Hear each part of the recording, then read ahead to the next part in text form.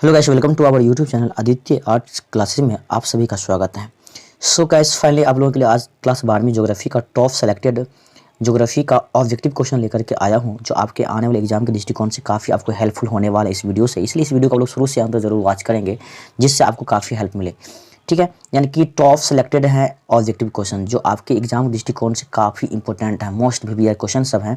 इसलिए इस वीडियो को आप लोग शुरू से अंत तक देखेंगे और अगर वीडियो पसंद आए तो एक लाइक अवश्य कर देंगे और अपने मित्र दोस्तों में शेयर इस वीडियो को जरूर कर दीजिएगा। ठीक है, और चैनल पर पहली बार जरूर चैनल को सब्सक्राइब करना ना भूलें, क्योंकि आपको इसी प्रकार का वीडियो आता रहेगा। चलिए क्वेश्चन नंबर चलते हैं एक की ओर। निम्नलिखित में कौन सा रोग जलजन्य है? निम्नलिखित में से कौन सा रोग जो है जलजन्य है? बहुत आसान सा क्वेश्चन, आपके सामने 4 ऑप्शन दिया हुआ है। नेत्र यानी बस मैं आपको आंसर फटाफट बता रहा हूँ ना, क्योंकि थोड़ा लंबा वीडियो बन जाएगा, इसलिए आपको आंसर बता रहा हूँ। आप लोग फटाफट कमेंट करके बताइए इसका आंसर क्या होने वाला है। सो कौन सा जलजन्य रोग है?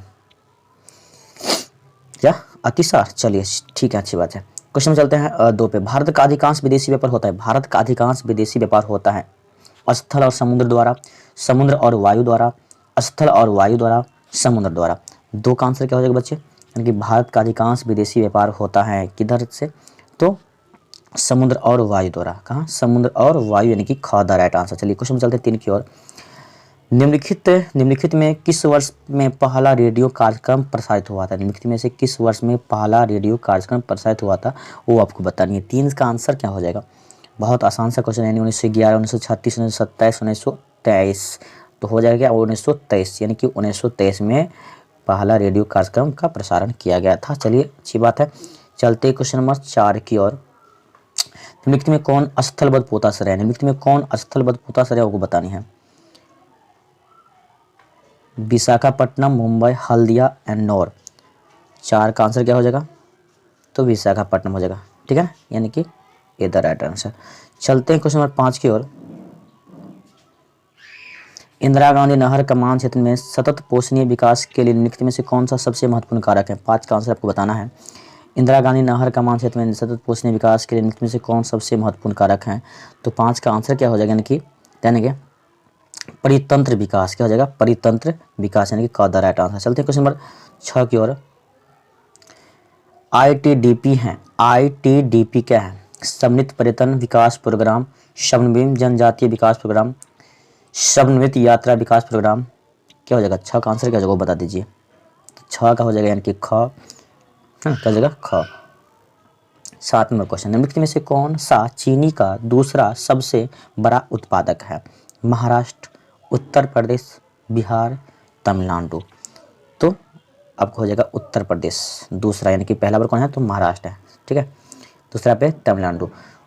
हुगली औद्योगिक प्रदेश का केंद्र है। हुगली औद्योगिक प्रदेश का केंद्र है कोलकाता, हावड़ा, कोलकाता, मोदीपुर, मेदिनीपुर लिखा हुआ है। कोलकाता, रिसरा, कोलकाता, कौन नगर। तो 8 का आंसर क्या हो जाएगा? तो 8 का हो जाएगा कोलकाता हावड़ा। कोलकाता हावड़ा, यानी कि ए द राइट आंसर। चलते हैं क्वेश्चन 9 की ओर। मुंबई में पहला आधुनिक सूती वस्त्र कारखाना स्थापित किया गया था। क्यों किया गया? तो वो आपको बतानी। क्यों? मुंबई एक पतन है, एकदम सही बात है। मुंबई एक वित्तीय केंद्र था, ये भी सही है। यह कपास उत्पादन केंद्र के निकट है, ये भी सही। इसलिए क्या हो जाएगा? इसका डी हो जाएगा, है ना। क्या हो जाएगा? 9 का डी उपयुक्त में सभी। चलते हैं क्वेश्चन 10 की ओर। निम्नलिखित में कौन खनिज भूरा हीरा, यानी कि निम्नलिखित में से कौन खनिज भूरा हीरा कहा जाता है, वो आपको बता देनी है। यानी कि निम्नलिखित में से कौन सा खनिज है जिसे भूरा हीरा कहा जाता है? लोहा, अयस्क, लिग्नाइट, मैग्नीज, अभ्रक।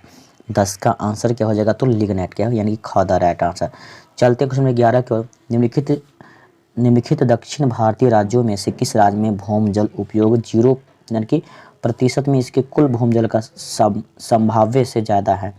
तमिलनाडु, आंध्र प्रदेश, कर्नाटक, केरल। 11 का आंसर क्या हो जाएगा? तमिलनाडु, यानी कि ए को लॉक किया जाए। चलते हैं क्वेश्चन 12 की ओर। निम्नलिखित नदियों में किस में सबसे अधिक पुनः पूर्ति योग्य भूमजल संसाधन है? गंगा, सिंधु, ब्रह्मपुत्र, गोदावरी। 12 का आंसर क्या हो जाएगा बच्चे? तो गंगा। क्या? मैया गंगा, ए को लॉक कर दिया जाए। चलते क्वेश्चन 13 की ओर। निम्नलिखित में कौन फसल शुष्क कृषि से संबंधित नहीं है? निम्नलिखित में से कौन सी फसल है जो शुष्क कृषि से संबंधित नहीं है, वो आपको बतानी है। मूंगफली, गन्ना, ज्वार, रागी। तो 13 का क्या हो जाएगा आपको? गन्ना। क्या हो जाएगा? गन्ना, गन्ना, उखियार, है ना। ख द राइट आंसर। चलते क्वेश्चन नंबर 14 की ओर। निम्नलिखित में कौन सिंचित क्षेत्रों में मृदा निम्नीकरण का मुख्य प्रकार है? अवनालिका अपरदन, मृदा लवणता, वायु अपरदन, सीलट का जमाव। तो 14 का आंसर क्या हो जाएगा, यानी कि ख मृदा लवणता। चलते हैं क्वेश्चन नंबर 15 को।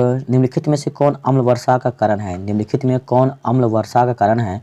जल प्रदूषण, भूमि प्रदूषण, ध्वनि प्रदूषण, वायु प्रदूषण। 15 का आंसर क्या हो जाएगा, तो वायु प्रदूषण। क्या हो जाएगा, वायु प्रदूषण। तो यानी कि डी जिसको कहते हो आप लोग। चलते हैं क्वेश्चन नंबर 16 की ओर। भारत की जनगणना के अनुसार निम्नलिखित में कौन नगर की परिभाषा का अंग नहीं है? जनसंख्या घनत्व 400 व्यक्ति प्रति वर्ग किलोमीटर, नगर पालिका निगम का होना, जनसंख्या आकार 5000 व्यक्ति से अधिक, 75% से अधिक जनसंख्या प्राथमिक खंड में संलग्न होना। 16 का आंसर बच्चे क्या हो जाएगा, बता दीजिए फटाफट। तो 16 का हो जाएगा यानी कि आपको डी हो जाएगा, यानी कि 75% से अधिक जनसंख्या का प्राथमिक खंड में संलग्न होना। यानी कि भारत की जनगणना के अनुसार निम्नलिखित में कौन नगर की परिभाषा का अंग नहीं है? तो आपको हो जाएगा क्या, डी। चलते क्वेश्चन 17 की ओर। भारत के निम्नलिखित केंद्र शासित प्रदेशों में किसकी साक्षरता दर उच्चतम है? वो बताना, यानी ऑप्शन अनुसार चलना है आपको। भारत के निम्नलिखित केंद्र शासित प्रदेशों में किसकी साक्षरता दर उच्चतम है? वो बतानी है आपको। चंडीगढ़, लक्षद्वीप, दमन और दीप, अंडमान और निकोबार द्वीप समूह। तो 17 के बच्चे आंसर क्या हो जाएगा, तो आपको हो जाएगा लक्षद्वीप। क्या हो जाएगा, लक्षद्वीप, यानी ख द राइट आंसर। चलते हैं क्वेश्चन नंबर 18 की ओर। सन 2011 के जनगणना के अनुसार निम्नलिखित में से किस राज्य में नगरीय जनसंख्या का अनुपात सबसे अधिक थी? आपको बतानी है। 18 का आंसर क्या हो जाएगा, बताना है। तमिलनाडु, महाराष्ट्र, गोवा, केरल। क्या हो जाएगा, यानी कि सन यानी कि 2011 जनगणना के अनुसार निम्नलिखित में से किस राज्य में नगरीय जनसंख्या का अनुपात सबसे अधिक थी? बच्चे वो बता दीजिए। 18 का आंसर क्या हो जाएगा, यानी कि गोवा, यानी कि सी को लॉक कर दिया जाए। चलते हैं क्वेश्चन 19 की ओर। निम्नलिखित प्रदेशों में कौन प्रलेखित प्राचीनतम नगरीय बस्ती रही है? आपके सामने 4 ऑप्शन हैं कि होंग हो घाटी, सिंधु घाटी, नील घाटी, मेसोपोटामिया घाटी। तो क्या हो जाएगा, यानी कि सिंधु घाटी, है ना, सिंधु घाटी सभ्यता। चलते क्वेश्चन नंबर 20 की ओर। निम्नलिखित में कौन बस्ती प्रतिरूप सड़कों, नदियों या नहरों के सहारे विकसित होता है? आपको बता देना, ऑप्शन 4 को सामने दिया हुआ है। गोलाकार, रैखिक, क्रॉस आकृति, वर्गाकार। 20 का आंसर बच्चे क्या हो जाएगा, तो क्या हो जाएगा, तो आपको रैखिक हो जाएगा, यानी कि ख को, यानी कि बी को लॉक कर दिया जाए। चलते हैं क्वेश्चन 21 को। निम्नलिखित दक्षिण अमेरिका देशों में कौन ओपेक का सदस्य है? निम्नलिखित दक्षिण अमेरिका देशों में कौन ओपेक का सदस्य है? वो बतानी है। Brazil, Chile, Venezuela, Peru. तो 21 का आंसर क्या हो जाएगा, बताना है। 21 का क्या हो जाएगा, तो वेनेजुएला। क्या हो जाएगा, वेनेजुएला, यानी कि गदा राइट आंसर। चलते हैं क्वेश्चन नंबर 22 की ओर।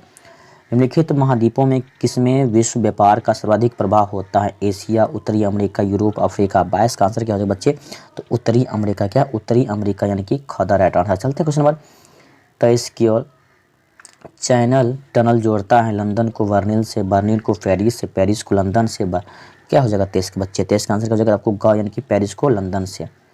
चलते क्वेश्चन नंबर 24 की ओर। बिग इंच पाइपलाइन परिवहित करता है दूध, जल, तरल पेट्रोलियम गैस, एलपीजी या पेट्रोलियम। क्या हो जाएगा 24 का आंसर बच्चे, 24 का आंसर बता दीजिए आप लोग फटाफट।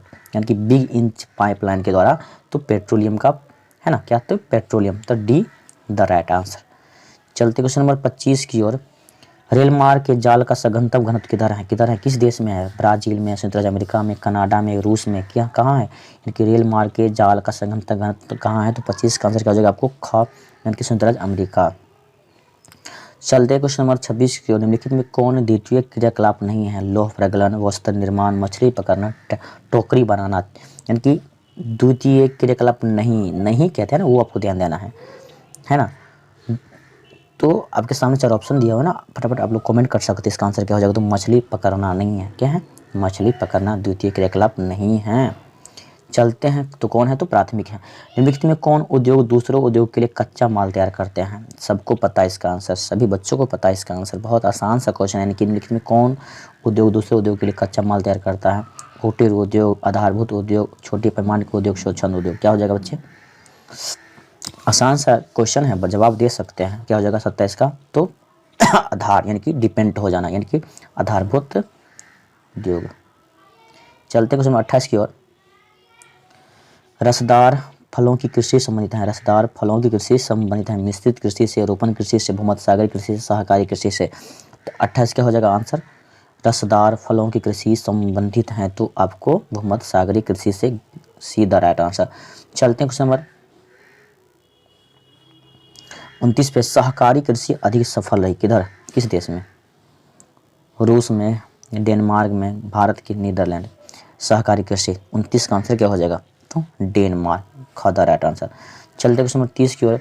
निम्नलिखित में से कौन सा विकास का सर्वोत्तम वर्णन करता है? आकार में वृद्धि, गुण में साधारण परिवर्तन, गुण में धनात्मक परिवर्तन, आकार में स्थिरता। तो 30 का आंसर क्या हो जाएगा आपको? गुण में धनात्मक परिवर्तन, यानी कि ग द राइट आंसर, यानी कि गुण में धनात्मक परिवर्तन। चलते क्वेश्चन 31 की ओर। जनसंख्या वृद्धि दर सर्वाधिक है कहाँ पे? वृद्धि दर पूछ रहा है, जनसंख्या ज़्यादा नहीं पूछ रहे, वो आप लोग इस क्वेश्चन में फंस जाते हैं। वृद्धि दर पूछे तो समझिएगा अफ्रीका की बात हो रहा है, अगर सबसे ज़्यादा जनसंख्या पूछेगा तो एशिया हो जाएगा, है ना। तो 31 क्या हो जाएगा आंसर? तो यानी कि आप जानेंगे अफ्रीका हो जाएगा। वृद्धि दर जो है ना सबसे ज़्यादा दक्षिण अफ्रीका में है, परंतु सबसे ज़्यादा जनसंख्या वाला अगर महादेश का नाम पूछा जाए तब हो जाएगा एशिया, इसलिए वृद्धि दर पूछा इसलिए क्या हो जाएगा? तो आपको अफ्रीका हो जाएगा। चलते क्वेश्चन 32 की ओर।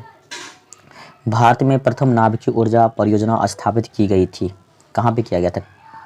भारत में प्रथम नाभिकीय ऊर्जा परियोजना स्थापित कहाँ किया गया था? कलपक्का में, तारापुर में, नरोरा में कि कैगा में? 32 का क्या हो जाएगा बच्चे आंसर? तो ख यानी कि तारापुर में। चलिए आप लोगों का भी आंसर बहुत अच्छा रहा है। 33 नंबर क्वेश्चन। निम्नलिखित में से कौन सा प्रतिकर्ष कारक नहीं है? निम्नलिखित में कौन सा प्रतिकर्ष कारक नहीं है? जलाभाव, चिकित्सा, शैक्षणिक सुविधाएं, बेरोजगारी, महामारी। तो 33 का आंसर क्या हो जाएगा आपको? चिकित्सा, शैक्षणिक सुविधाएं, यानी कि ख द राइट आंसर। यानी कि निम्नलिखित में कौन सा प्रतिकर्ष कारक नहीं है बच्चे? तो क्या हो जाएगा? चिकित्सीय शैक्षणिक सुविधाएं। चलो बहुत अच्छा, आप लोगों का जवाब बहुत अच्छा आ रहा है, आप लोग बहुत अच्छे जवाब दे रहे हैं। चलिए क्वेश्चन चलते हैं 34 की ओर। विस्तृत व्यापारिक अन्न उत्पादन कृषि नहीं की जाती है। फेयरी क्षेत्र में, स्टेपीज क्षेत्र में, पंपा क्षेत्र में, अमेजन बेसिन में। तो 34 का आंसर आपको बता देना है, तो क्या हो जाएगा इसका आंसर 34 का? तो 34 का आंसर हो जाएगा घ, यानी कि अमेजन बेसिन क्षेत्र में। चलिए बहुत अच्छा। चलते हैं क्वेश्चन 35 की ओर। ग्रामीण अधिवासियों के निवासी मुख्यतः संलग्न रहते हैं प्राथमिक क्रियाओं में, तृतीय क्रियाओं में, द्वितीय क्रियाओं में, चतुर्थ क्रियाओं में। तो 35 के बच्चे आंसर क्या हो जाएगा? ग्रामीण अधिवासियों के निवासी मुख्यतः संलग्न रहते हैं तो प्राथमिक क्रियाओं में, ठीक है। यानी कि इस प्रकार आपको मैंने 35 क्वेश्चन पूरा आपको बता दिया, ठीक है। मैं इसका पीडीएफ भी जो है ना आपको हम ग्रुप में डाल देंगे, ठीक है। तो आप लोग इस पीडीएफ का आंसर आपको नीचे देखने को मिल जाएगा। सब्जेक्टिव क्वेश्चन का भी आंसर है और इसके साथ साथ आपको ऑब्जेक्टिव क्वेश्चन का भी आपको आंसर इसी पीडीएफ में आपको नीचे देखने को देख सकते हैं। नीचे दिया हुआ आंसर है, आप लोग देख सकते हैं। तो इसका पीडीएफ में आप लोगों को जो आदित्य आर्ट क्लासेस ग्रुप है उस ग्रुप में आपको हम भेज देंगे, आप लोग दोबारा इसको देख सकते हैं। अन्यथा आप सब्जेक्टिव को भी देख सकते हैं, ये तो है ही आपको देखने के लिए। चलिए वीडियो को हम यहीं पे समाप्त करते हैं। जय हिंद, जय भारत।